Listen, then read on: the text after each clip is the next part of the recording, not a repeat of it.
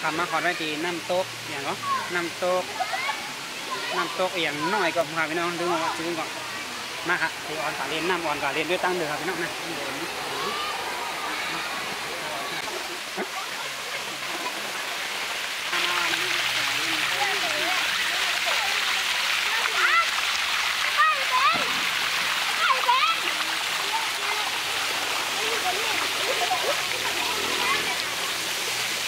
อันนี้ลงบริษัทอันนี้มันไม่รู้เลยไม่รู้อ่ะ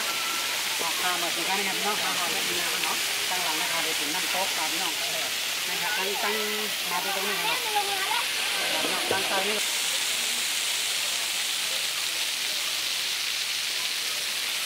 ก็เดินเดินน้ำครับพี่น้องเนาะนะครับ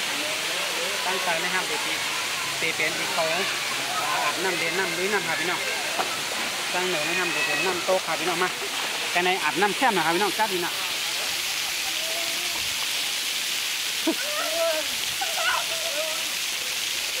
น้ำจัดดีนะครับพี่น้องนะครับโอ้แคบดีนะครับน้ำตกแต่ว่าน้ำโต๊ะมาให้คุยนะตั้งเหนือครับพี่น้องก็พี่น้องครับเป็นมาเรียนได้ก็มาเรียนได้ค่ะเนาะแคบ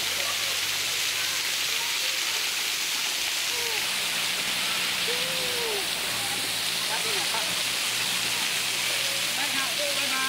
มาดีน้ำจ้ำไหมครับมาครับพี่น้องอยากไหมกินน้ำจ้ำกันมา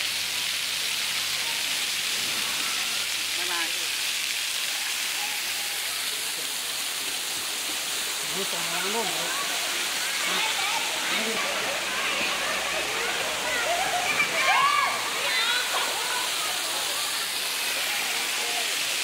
ไปยังไม่ยืนมาครับพี่น้องไอ้น้ำก็มาดีด้วยค่ะอันนี้น้ำเข้มหนาเนาะรู้ว่าครับเดี๋ยวเขาทำว่าหรือน้ำโจ๊กนี่ค่ะเนาะที่นี่จะเป็นน้ำโจ๊กที่เมืองการนะครับเขาเร็วอะไรมาเขาถึงที่เมืองการเนี่ยเนาะให้ก็เขาจะเกิดอะไรนะครับที่ในจะเป็นน้ำโจ๊กมาในกั้นดินหนาเลยเนาะ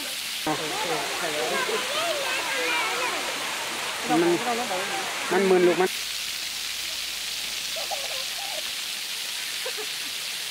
ไม่ถูกแล้วมาครับไม่ครับเอาหน่อยมันมึนลูกมันมึนไม่ครับขึ้นนี่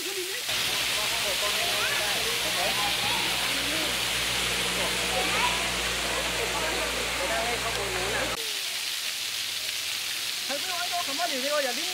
มาดิ้งน้ำตกที่เมืองกาญเลยนะครับเนาะนี่แค่หน่อยนะครับหรือชูก็ว่านะครับเนาะแค่เฮ้ยก็เขา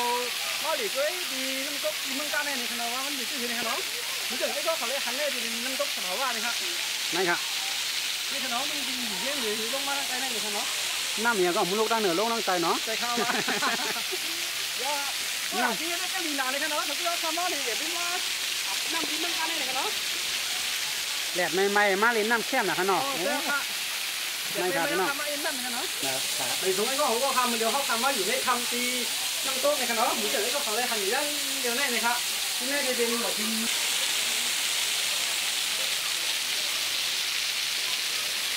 หย่อนลงมาเฉยสิ่งนำก็ตกลงมาไว้เนี่ยเนาะแต่ว่ากัดเงี้ยไม่เนี่ยมันจะเหมือนคำนั่นนี่ครับคือที่เขาจะหย่อนนั่งรอในนำแคบหนานี่ครับเขาก็มีหนังก็เขาเลยทำย่างเดียวเลยนะครับทั้งที่ก็เขาก็เลยจะคิดเล่นข้าวก่อนเลยแล้วให้กดไลค์กดแชร์ไว้ก็อย่าลืมของแย่งไม่แล้วก็กดไลค์กดแชร์แบบนี้นึงนะครับเหมือนชมกูก็เลยครับเนาะ